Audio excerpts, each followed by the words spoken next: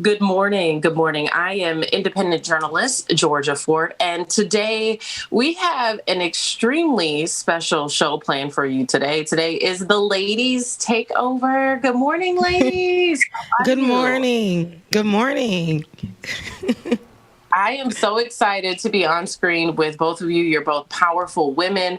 I know that we have worked on the Benjamin Dixon Show and Like It or Not in different capacities, but to set the guys aside and let us do our thing, I'm really excited about it. I've been waiting for this. And just to be honest, I hope we can do more of it. I really do. I really do. And good morning, beautiful ladies. Yes, this is the first time that I even been on the clock. So this is a whole moment right here. This is a whole moment. But absolutely, I know we've never met each other, Georgia. But in our first meeting of having you on the show, you've been a definite light.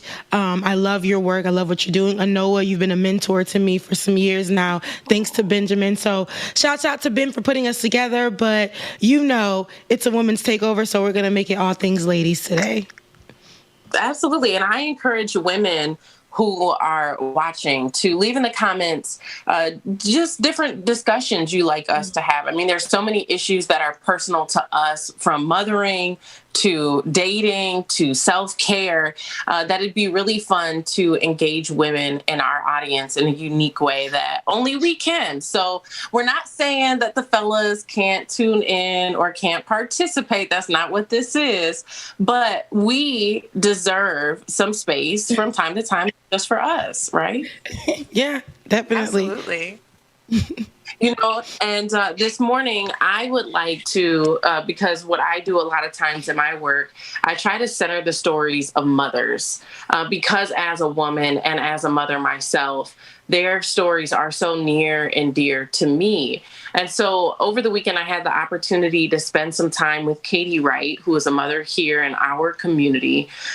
And yesterday just so happened to be the 1 year anniversary that her son, Daunte Wright, was fatally shot by Kim Potter in Brooklyn Center. A lot of you may remember that moment. It happened 3 weeks into the Derek Chauvin trial. It was unbelievable. Nobody could believe that the world was watching Minnesota following the murder of George Floyd.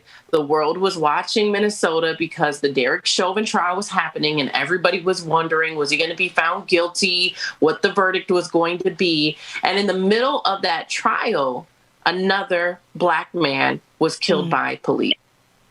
I want you guys to take a listen to Katie Wright as she reflected what this last year has been like for her. Take a listen. This last year has been an emotional roller coaster. It's been living a nightmare. It feels like I'm in the twilight zone. And it's been a whole year, and I'm still in a twilight zone. The hardest time was that first month that Daunte was gone.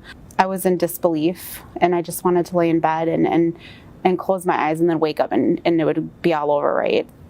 Daunte was just the light of our family. He would come in and joke so much, and he loved his son, and he was a happy kid, and he loved sports, and he had big dreams and aspirations that were taken at a age of 20 that he had so much life ahead of him. And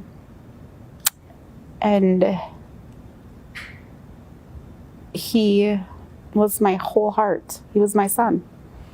He's a part of us that we'll never get back, but I feel him around us still, and I know that spiritually he's here, and he's going to continue to help me help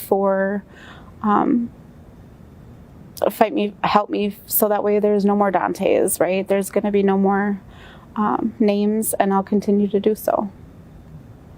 What have you learned in the last year? Oh, wow. I've learned so much. I've learned that no matter how hateful the world gets, you have to keep fighting, because that's what they want you to do. They want to be so cruel and knock you down so many times that you just give up, so that way they win. And if we allow that and continue to let people treat other people like that and don't say something when we see it, it's never going to change.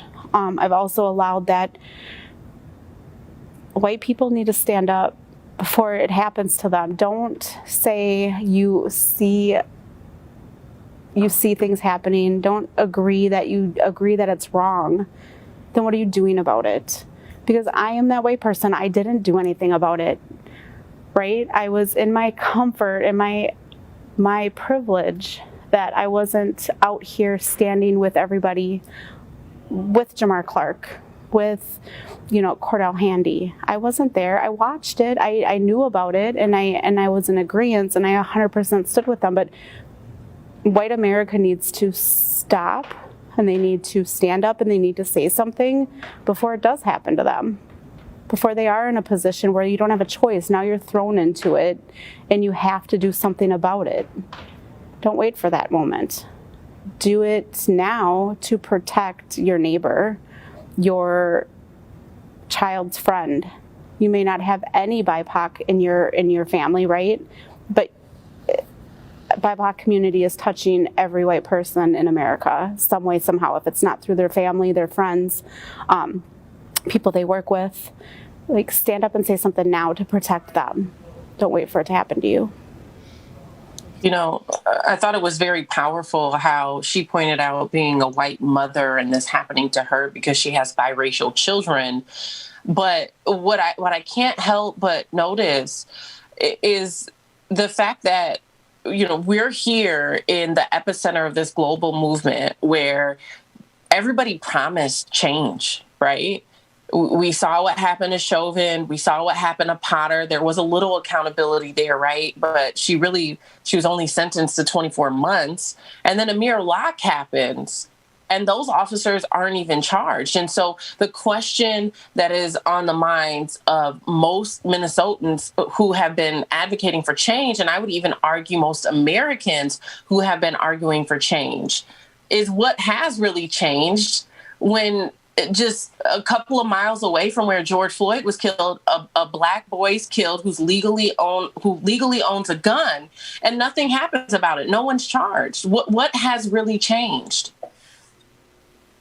It's funny, because I'll say this, I don't think anything has really changed. I mean, we can go all the way back to just Breonna Taylor, and that's recent.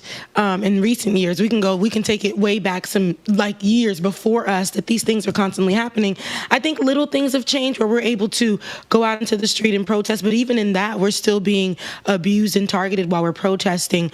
And then the accountability is something that we're looking at as justice, just for them to at least be taken to trial or something that goes to court. That to us is becoming like the epitome of what justice looks like, and then when justice comes, we're getting 2 years for a police officer killing someone. In this case, Kim Potter for Daunte Wright.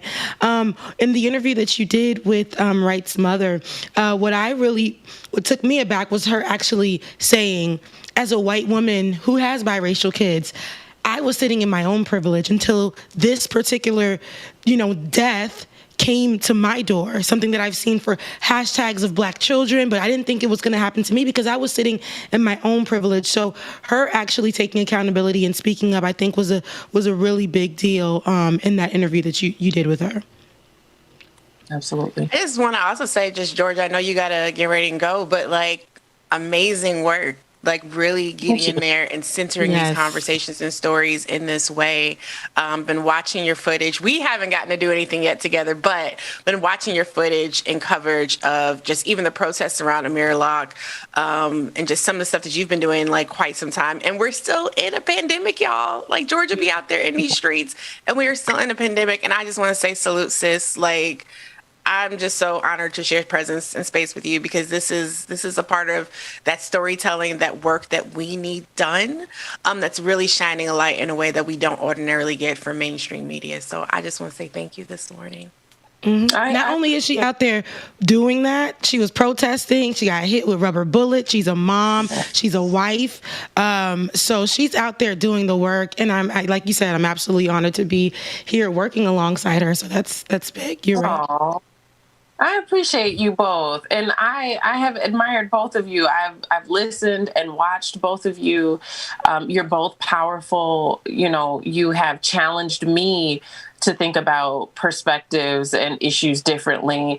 And Rebecca, your energy, girl, I be listening to you. I'm like, man, if I don't have 3 cups of coffee, there's no way I can have the energy. And so you just always bring joy and laughter into my household, because even when I'm not on, I am listening. And so it means so much to be honored and recognized by you. And I hope, as I do prepare to hop off, I hope if women don't get anything else from this episode, the one thing I want them to take away is that we can celebrate each other, that we can honor one another, that we can work together alongside each other, because there's been, some unfortunate stereotypes, I think, in our community as Black women, that things have to be competitive, or, there's not enough seats at the table for us all to win. And I think that's untrue. And I think that we're proving that today as we celebrate each other and honor one another.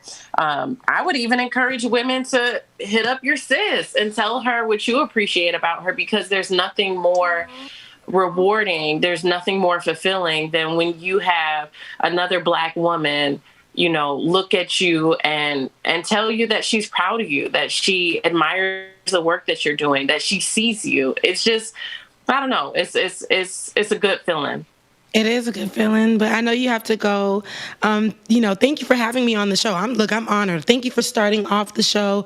We have a full show ahead of you guys, so stay tuned and you go do what you got to do. Hit them streets, Georgia. We're proud of you.